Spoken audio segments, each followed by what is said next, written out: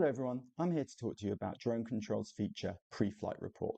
So you'll notice that there's now two flight buttons on the flight application home screen. If you don't want to do a pre-flight report, you simply click the standard Go Fly. That brings you through to the pre-flight checklist and then through to the flight screen as you would expect. But we want to focus today on the pre-flight report. So we'll go back. Now we click on this new button, Pre-Flight Report and Fly. So we click onto this. Now this brings us up a series of questions that have been designed with the highest standards demanded by the aviation authorities. So the first one is hardware inspection.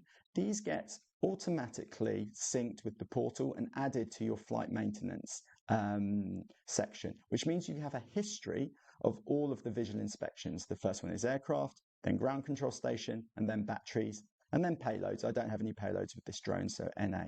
Then it's the mission questions. Has the mission been discussed with the team? Well, I'm flying on my own, so NA. I didn't need any approvals, so NA, and then airspace authorization, NA again. Then the crew, co-pilot name, again, so NA here. These are all going to be NA for me, but I could quite easily add in the names of the team that I am flying with today. So finally, safety marshal. We have some information about the DroneControl remote streaming. I'm not streaming today, so I'll just NA all of these out. But this gives you a record of the communication with the team. Let me now check the weather. We automatically pull that. Yep, that's accurate. Have I checked the NOTAMs? Yes, I have. Clear takeoff and landing site. Yep. Secondary landing site identified, yes. Safe distance from a crowd, absolutely. Clear of overhead obstacles, yes. Highest obstacle in flight plan, none today. And external factors, no for smoke. So then I'm done. Now this is interesting. So you might want to do multiple flights from one pre-flight report. So you get to set how long this pre-flight report is valid. And then for any flight you do within this period of time, this pre-flight report will be added to the flight log of that flight. So I think I'm going to fly a bit later, so I'm going to do 2 hours on this today. So select 2 hours. Excellent, and set. Now this goes through to the pre-flight checklist and then to the flight screen as normal. So now I'm going to do this flight and then we'll come back and we'll see how that's been uploaded to the portal.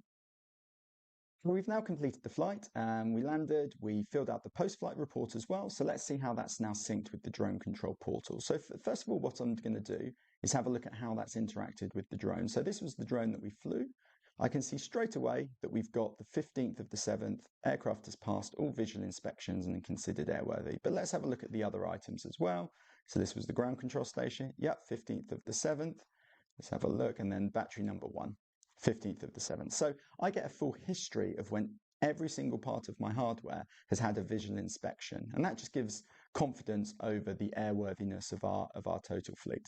If I now click into flight logs, we can see here this was the flight that we did today, 15th of the 7th. So we'll click through into this, and now you'll see that there's 4 tabs here. So let's go on to the first tab. And these were the questions that we answered. So whether that's hardware inspection, the crew, the mission, the weather, this has all been synced, and you now have a record of the pre-flight report that you went through. We have the standard overview. So again, the weather, the flight track, all the key information from the flight log. We have a record of the hardware that was used. Again, this is a snapshot of the drone at that time. And then finally, as normal, the pilot report that I cleared on the ground control station.